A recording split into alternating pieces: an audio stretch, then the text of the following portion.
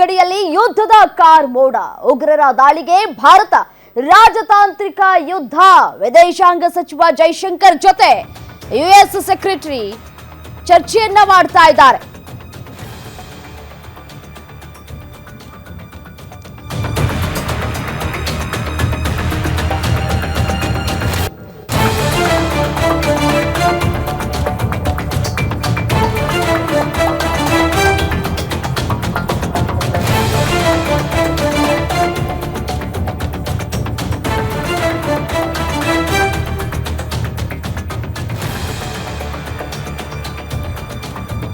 ಗಡಿಯಲ್ಲಿ ಉದ್ವಿಗ್ನತೆ ಕಡಿಮೆ ಮಾಡುವುದಕ್ಕೆ ಸಲಹೆಯನ್ನ ಕೂಡ ಕೊಡ್ತಾ ಇದ್ದಾರೆ ಮಾರ್ಕ್ ರುಬಿಯೋ.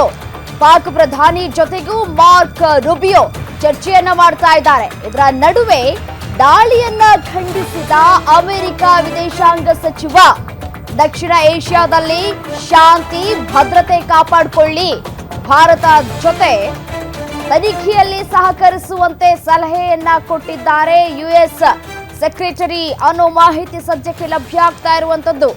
ವಿದೇಶಾಂಗ ಸಚಿವರು ಕರೆ ಮಾಡಿ ನಮ್ಮ ಭಾರತದ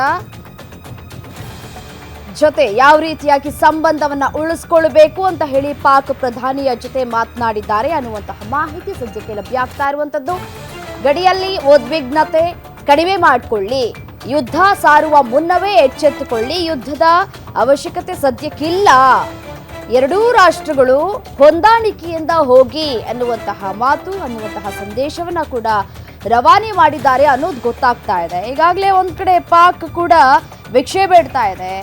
ಬೇರೆ ಬೇರೆ ದೇಶಗಳ ಬಳಿ ಭಾರತ ನಮ್ಮ ಮೇಲೆ ಯುದ್ಧವನ್ನ ಸಾರ್ಬಿಟ್ಟಿದೆ, ಯುದ್ಧವನ್ನ ಸಾರತ್ತೆ ಅಂತ ಹೇಳಿ ಊಹೆ ಮಾಡಿಕೊಂಡು ಮಧ್ಯರಾತ್ರಿ 3 ಗಂಟೆ 2 ಗಂಟೆ ರಾತ್ರಿಗೆ ಸುದ್ದಿಗೋಷ್ಠಿಯನ್ನ ನಡೆಸಿ ಆತಂಕ ಮತ್ತೆ ಕಳವಳವನ್ನ ಕೂಡ ವ್ಯಕ್ತಪಡಿಸಿದ್ದಾರೆ ಪಾಕ್ನ ಸಚಿವರು. ಹಾಗಾಗಿ ಇದೀಗ ಭದ್ರತೆಯನ್ನ ಕಾಪಾಡಿಕೊಳ್ಳುವಂತೆ ಭಾರತದ ಜೊತೆ ತನಿಖೆಯಲ್ಲಿ ಸಹಕರಿಸುವಂತೆ ಸಲಹೆಯನ್ನ ಕೂಡ ಕೊಡಲಾಗಿದೆ ಅನ್ನುವಂತಹ ಮಾಹಿತಿ ಸದ್ಯಕ್ಕೆ ಲಭ್ಯ ಆಗ್ತಾ ಇದೆ. ಮಾರ್ಕ್ ರುಬಿಯೋ ಅವರು ಚರ್ಚೆಯನ್ನ ಮಾಡಿದ್ದಾರೆ ಪಾಕ್ ಪ್ರಧಾನಿಯವರ ಜೊತೆ. ಇದರ ಜೊತೆಗೂ ಕೂಡ ಭಾರತದ ಅಂದ್ರೆ ರಾಜತಾಂತ್ರಿಕ ಯುದ್ಧ ವಿದೇಶಾಂಗ ಸಚಿವ ಜೈಶಂಕರ್ ಅವರ ಜೊತೆ ಕೂಡ ಮಾತುಕತೆಯನ್ನ ನಡೆಸಿದ್ದಾರೆ ಯುಎಸ್ ಸೆಕ್ರೆಟರಿ ಅನ್ನೋ ಮಾಹಿತಿ ಸದ್ಯಕ್ಕೆ ಲಭ್ಯ ಆಗ್ತಾ ಇದೆ.